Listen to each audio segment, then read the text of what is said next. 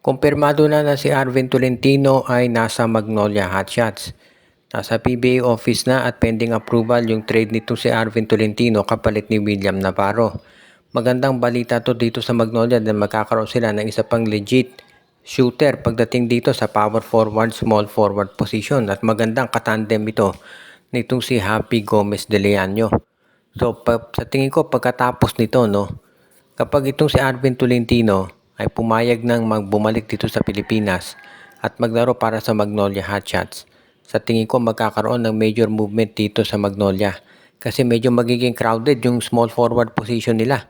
Nandiyan si Arvin, si Javi Gomez de Leano plus itong si Rom de la Rosa, nandiyan pa si Chris Kun. So malamang magkaroon pa ng isa pang trade itong Magnolia pag dumating dyan si Arvin Tolentino. Ngayon naman, hindi pa natin natitiyak kung itong si Arvin maglalaro ng small forward o power forward. Kung power forward, kasalitan nito si Xavier Lucero. O posible rin na baka si Lucero gawing center ng Magnolia kapalitan naman si Ian Sanggalang. So baka matrade naman si James Laput. Marami tayong nakikitang senaryo dito na pwedeng mangyari.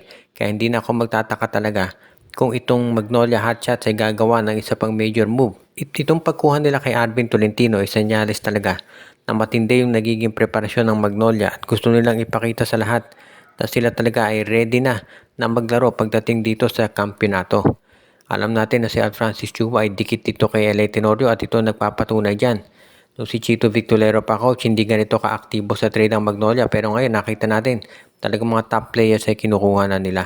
Kaya sa tingin ko nababagay talaga dito sa Magnolia Hotshots itong kanilang ginagawa ngayon at nasisiguro natin na magiging isa na to dito sa mga talagang aabangan ng mga fans yung pagbabalik ni Arvin at syempre ni William Navarro na rin dito naman sa Titan Ultra. Samantala naman ang isa pang balita itong si Gian Mamuyak daw ay baka umalis na sa PBA at maglaro abroad. Ito sa latest reports na lumabas hindi raw nagkasundo itong si Gian Mamuyak at ang Reynolds Shine Elasto Painters pagdating sa panibagong contract agreement. Kaya baka daw ito si Mamuyak ay magdesisyon na maglaro sa ibayong dagat. Inamin naman nung kampo ni Mamuyak, meron siyang nakukuhang offer sa abroad at nakikipag-usap daw sila sa Rain or Shine Elasto Painters. Humihingi ng increase si Mamuyak dahil syempre mas malaki ang ino-offer sa abroad, tinitignan niya kung tatapatan ito ng ROS. Pero mukhang wala doon kasunduan na nangyayari kaya ngayon ito si Gian Mamuyak mukhang aalis na dito sa Rain or Shine. At mukhang hindi naman daw ito pipigilan ng Rain or Shine Elasto Painters. Kung sakaling si Gian Mamuyak ay mawala, kinakailangan ng Rain or Shine ma-check muna kung kailan makare-recover si Felix Lemeti.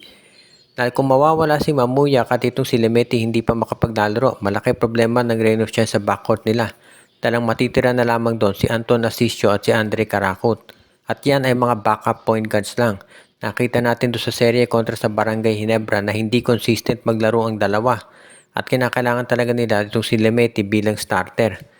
So medyo mahihirapan itong Rain or Shine Elasto Painters kung mawala pareho si Mamuyak at si Lemeti hindi pa makapaglalaro. Kaya kinakailangan pag-isipan na mabuti ng Rain or Shine. Kung sakali na ito si Mamuyak ay buo na yung pasya niya na maglaro sa abroad, kinakailangan kumuha ng panibagong point guard nitong si Coach Yeng Giao. Kung sa bagay, madami namang mga guards na available dito sa draft at free agency. Pero syempre kinakailangan niya mahanap pa yung talagang magiging fit para dito sa laro ng Rain or Shine na alam naman natin, gusto niya na itakbuhan talaga para mahirapan yung mga teams makasabay sa kanila. So kinakailangan yung point guard na kunin ni Coach Yeng Giao ay yung pwede dyan at nababagay sa kanilang roster.